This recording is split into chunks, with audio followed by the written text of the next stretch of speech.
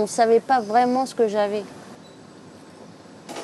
C'est au fur et à mesure que je faisais des formations qu'une formatrice m'a dit mais tu as peur de tout en fait. Tu as peur de l'endroit où tu as peur des gens. Elle dit, moi j'ai vécu la même chose. Tu as une phobie sociale en fait.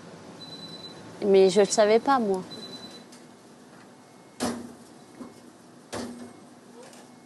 Quand j'étais petite, j'avais peur aussi. J'avais peur. Oui, mais bon, quand on est petit, on ne se rend pas compte. Donc du coup, on oublie. Ça, on met ça dans un coin de notre tête et plus on grandit, plus ça s'accroît, mais plus on se protège. Et à force de se protéger, on se met ça dans un coin de notre tête et on essaye, soit on se rebelle, l'adolescence, quoi. Soit on est dans la musique, dans les jeux, dans la télé. On se renferme, quoi.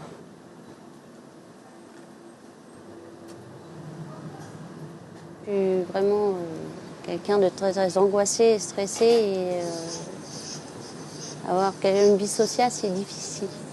J'ai des difficultés à aller vers les gens quand ils sont très très nombreux.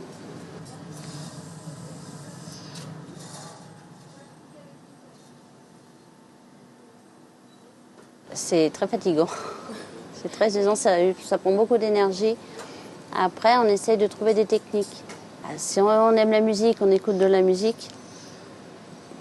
Ou on essaye de trouver une personne de confiance qui ne vous lâche pas, en fait, et qui vous accompagne vers le monde, vers les gens.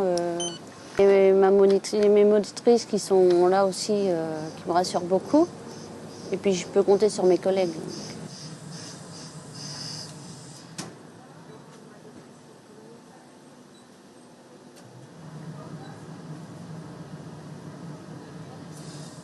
À savoir qu'il faut rentrer dans un endroit où il y aura énormément de monde, c'est difficile. Il faut vraiment qu'il y ait quelqu'un qui m'accompagne et qui reste avec moi pour justement trouver une place où je peux voir exactement tout le monde, toute la pièce. Et ce qui me rassure en permanence jusqu'au moment où je dis c'est bon, vous pouvez aller vous amuser et tout.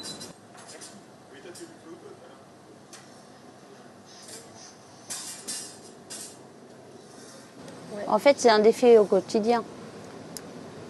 Et je me lance parfois des défis quand il y a du monde à un spectacle, j'essaie d'y aller.